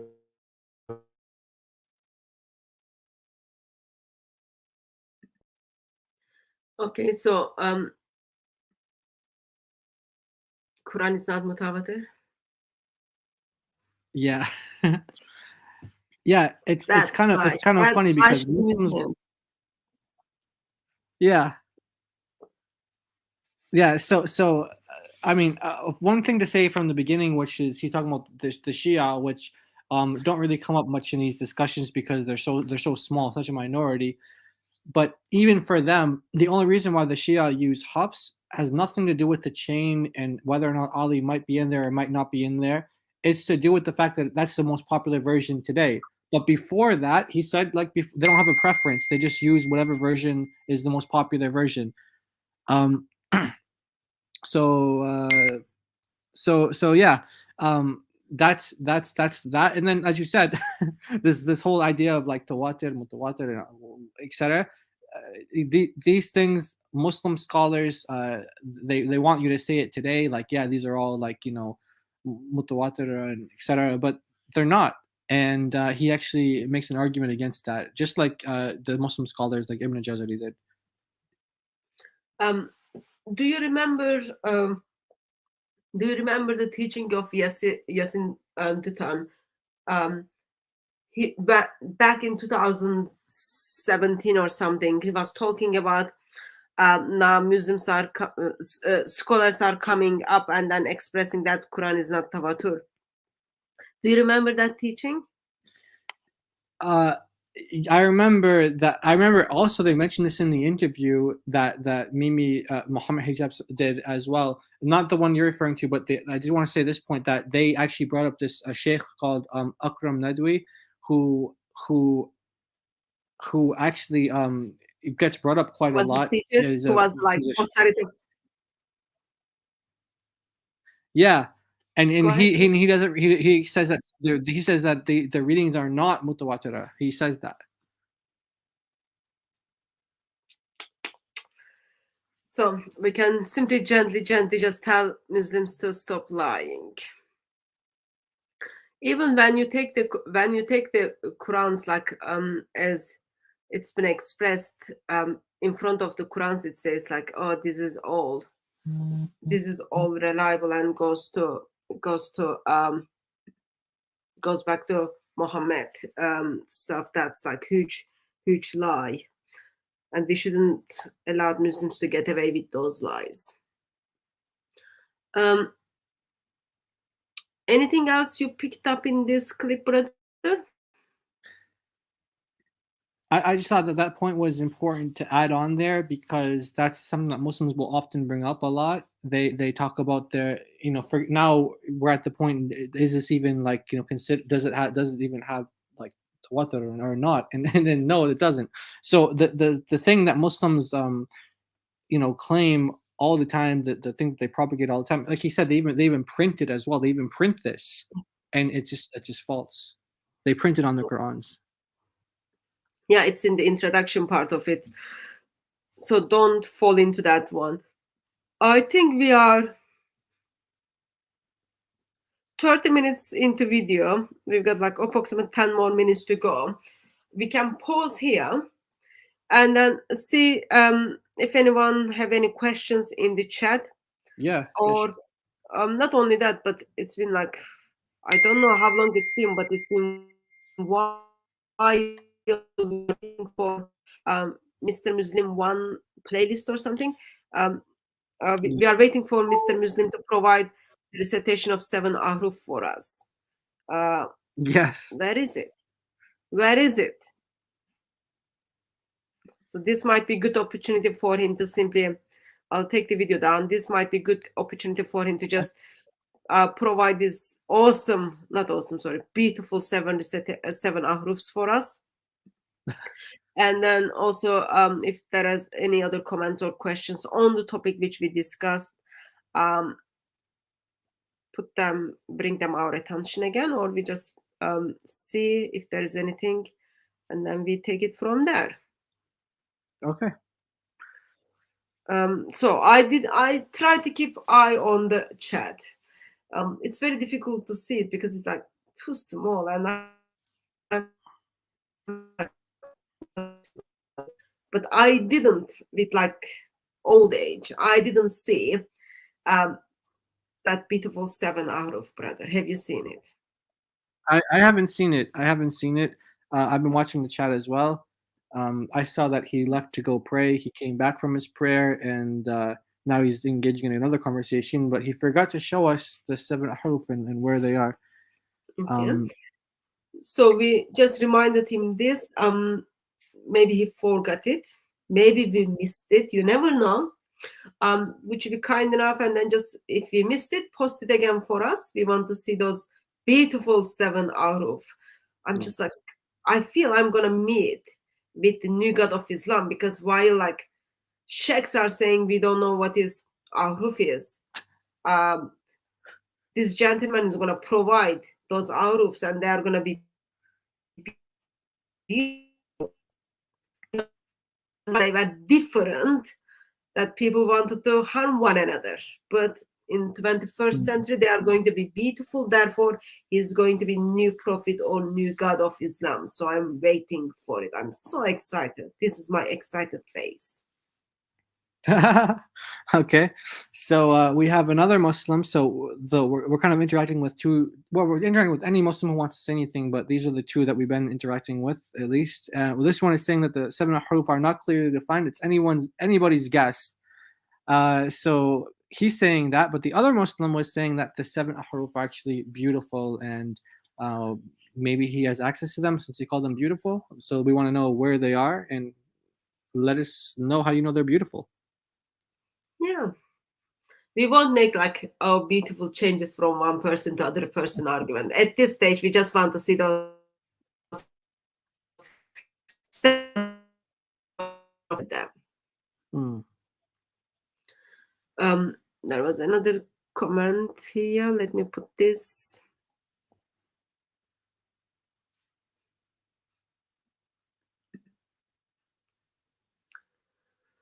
There's a question. Yeah. What do you think, brother? We know that he was inspired with government and power, and he had the sword. Money, and the money, sword and money. Yeah. So if the inspiration is coming from sword and from the money, then yeah, that's where he's getting it from. If you're asking if he's getting it from Allah, yeah, we want to know from the Muslims. But forget about Ibn Mujahid. Did Uthman? Was that from Allah? Abu Bakr. Any of these. They even said, what do they say? They said, why would we, when they're first initiating this process with Zayd, he said, why would we be doing something that Muhammad never did? This, and then Allah had to give them, heart surgery. What did he opened up their chest or something like that. Yeah, he opened their chest. Yeah, he opened their chest, and then they had a change of their chest. And once their chest changed, their minds changed. So initially they said, no, this is something that Muhammad didn't do. Why would you expect me to do something? Why would you ask me to do something that Muhammad didn't even do? And then what ended up happening was the chest surgery, and they ended up changing their minds. It seems to me, sorry, it's going to be a little bit different, but it seems to me, God of Islam and Prophet of Islam, peace is policy, bodyguards be upon him at this stage. They have problem with chest. Remember, Yeah. Muhammad hit chest. Muhammad hits Ubay bin Ka'b in his chest. That causes problem, and then that problem is like because there are different Arabic Quran. So Ubay bin Ka'b gets beaten by Muhammad, and then Mm. Allah opens the chest of Muslims approximately 20 years after the death of Muhammad to not actually, sorry, 2 years after the death of Muhammad to compile the Quran. There is like some chesty thing are going on there.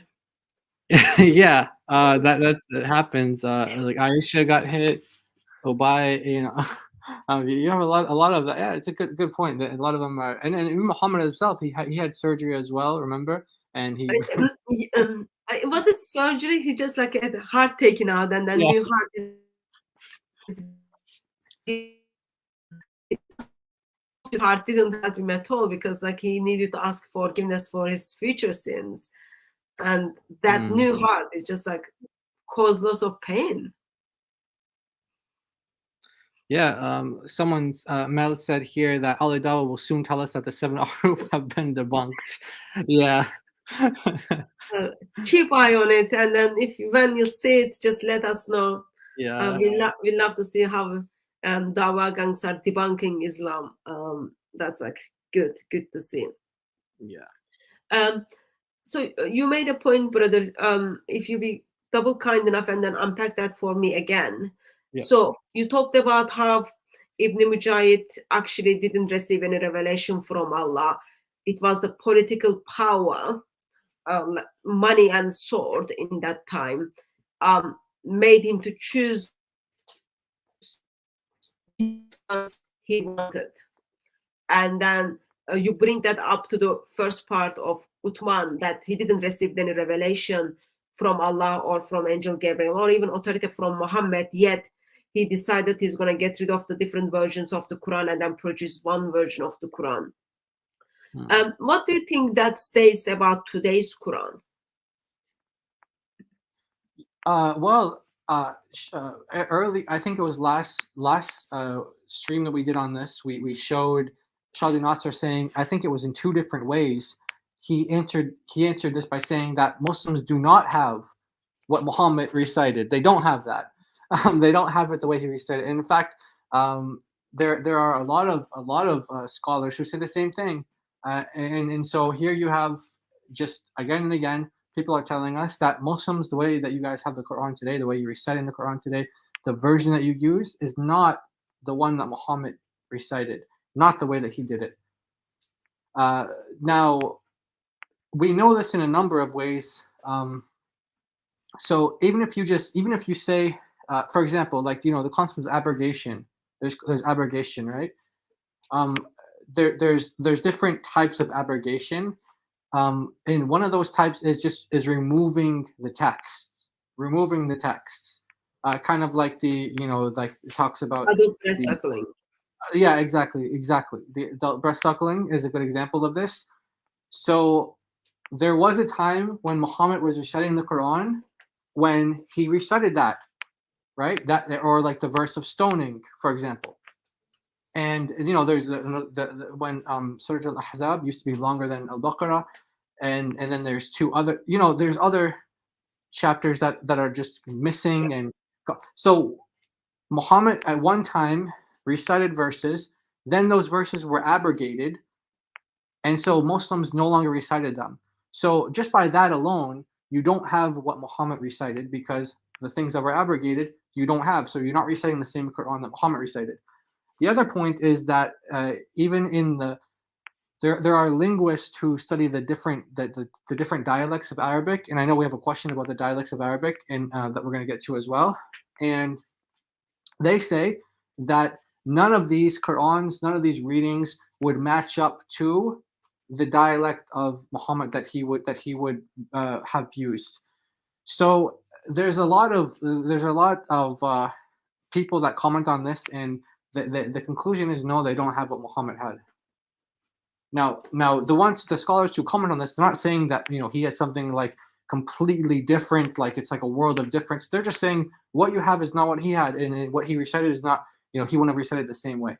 So what goes along with the recitation, what goes along with the readings is recitation. So there's a particular melody, and there's different, like, imagine if it's like music, like holding notes or something. So if you're a Muslim and you know your tajweed, or you're former Muslim and you know tajweed, you know that there's a style, there's a way to recite the Quran that comes with every single different reading. Every different version of the Quran has their own style of reciting as well. So we're not talking about the wording right now. We're just talking about even how they recite the words. So Muhammad, the idea that Muhammad recited it in all these different ways, or he recited, or they have exactly how Muhammad recited it, it's just that's not what the scholars say. Yeah, so just look, forgetting the tradition, forgetting the different Arabic Qurans, just looking at tradition tells us the verses which were supposed to be there, they revealed by Allah, it was practiced.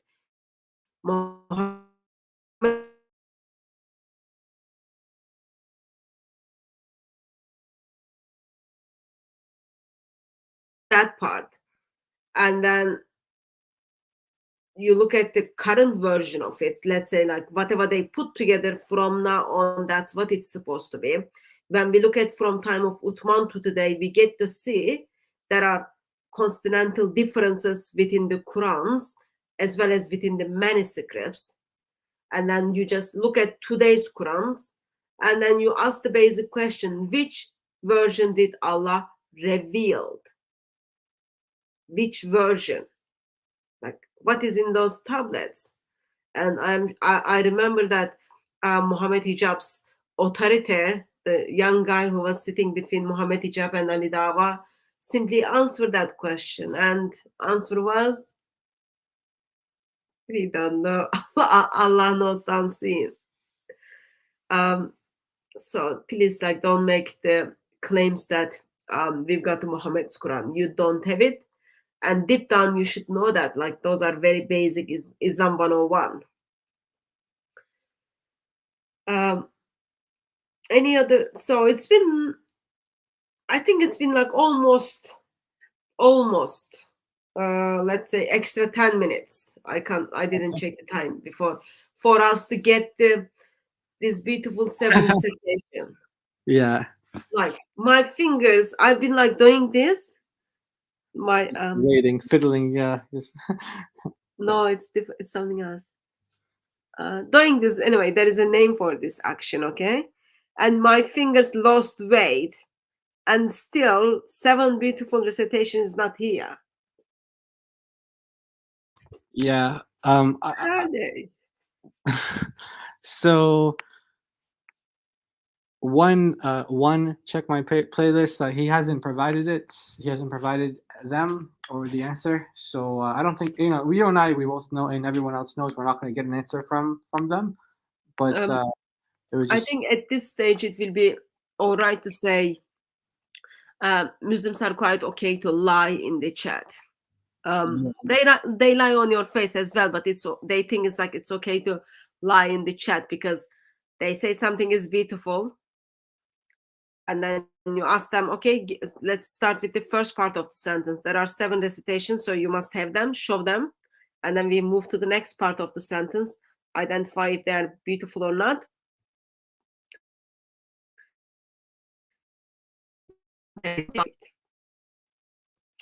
Mr. Laya, no good at all. No good at all. Okay, brother, I think we'll stop here.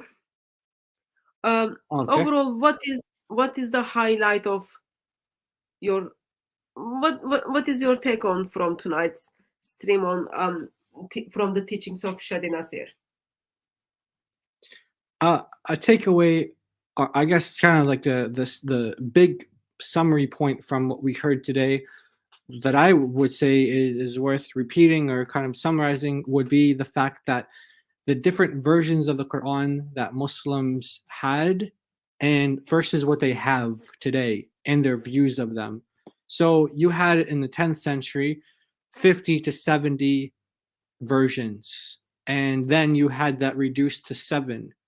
And the views that Muslims had to those 50 to 70 versions, saying these are more scrupulous, these are better, these are more accurate than the 7 that Ibn Mujahid chose. Like the way that they talk about the different readings, the different recitations, the different variations, the different versions of the Quran is completely different to how Muslims have been trained to talk about them today. And so that would be one of the takeaways. Of course, the fact that they're not also, they don't have tawatur, they're not mutawatir, like that's another one as well. And yeah, so that's kind of a takeaway, those 2 points there from Shadi Nasser today. So this is what I'm hearing from you, brother, with my Turkish English language. Quran has been changed. Muslims just pick and choose which one they like. We can simply say standard narrative has holes in it. Yeah, that's and a good they're way proud to of say it. Yeah. They're proud of it. Yeah, they're proud of it. Yeah, they're proud of it. Yeah. And if I start going around saying it's been debunked, and they act like we're like when Ali Dawah was doing that, he made it sound like we're the ones that are like offended by it. Like you guys are in your dying in your rage. You got like, why are we upset because you're saying that scientific miracles are debunked? Like he thinks that he's hurting us with that. and so I guarantee. If Ali Dawah starts rejecting the preservation, and he'll start saying, "You guys are so hurt that there's no perfect preservation. You guys are so die in your rage. You guys are." It's like, no, you're helping us by saying that. We're not upset with you. We're actually cheering you on and saying, keep debunking these things. Keep telling us what has been debunked. Yeah. It is strange. So those of you who are watching, also who is engaging with Islamic Dawah gangs on the book tables, they've got these book tables and they've got like lots of booklets in their book tables. They still have Zakir Naik's material on science and Quran. So turn up to those tables and then show that like less than a minute of Ali Dawah's video, and then ask them, why do you still give this booklet out? Apparently this is already been debunked. So you get to see their reaction to that. Muslims are debunking their other Muslims. Very soon, probably, they will take out all those materials from the book tables. Of course, while we are expressing that Quran has been perfectly changed, while we are expressing, not actually, we Muslims are expressing that, while we are expressing how Muslims are debunking Islam, for us, bottom line is, well, with the holes or without holes, Islam takes you to hell. With holes or without holes, Quran is not going to intercede for Muslims. With holes or without holes, liars are not going to help you to get to Islamic paradise. Probably with or without holes, those virgins are not going to wait for you. So therefore, the point is, while all those holes are being exposed, we can simply say, turn to the one who's got holes in his hand and who's got holes in his feet because of us, because he loved us and he is us. So that's real living word of God. That's Lord Jesus Christ. So turn to him before it is too late, while you are breathing out and breathing in, and you can spend eternity with him. Not only that, he will also intercede for you. Brother Joy, thank you very much for joining me. Do you have last comments? I just want to echo what you said, sister. We not only want to expose the holes, like as you said, even if there were holes or no holes that were admitted to, the fact is that everyone that's listening to this, there's if you're not a Christian and you're listening to this, then you're going to have to give an answer. You're going to have to give an account for your sins before God. You're going to have to pay the price for those sins. And we have good news for you, that the Lord Jesus came and he paid the price for you so that you don't have to suffer. You don't have to go to hell. He took the wrath for you. And in order to be saved, the only way to be saved, the only way to have salvation is through the Lord Jesus Christ. So we implore you all, everyone who's listening to this who's not a Christian, who doesn't know the Lord Jesus. So this is for Muslim and atheist and rabbinic Jew, Hindu, whatever else you are, Buddhist, anything. We implore you to repent, to turn away from your current lifestyle and follow the Lord Jesus and believe in him, and you will have eternal life. So that's my final comment, sister, and my message to all of the people. And I just want to say God bless all the brothers and sisters. And yeah, thank you for having me on. Thank you very much for joining me, brother. Sword is not going to pay for your sins. You are not capable to pay for your own sins. Money is not going to buy your paradise or heaven. Only blood of Lord Jesus Christ. So, by God's grace, we will see you tomorrow evening on another live stream with Robert Spencer. Until we see you, may Christ crucified silently with his love. God bless you all.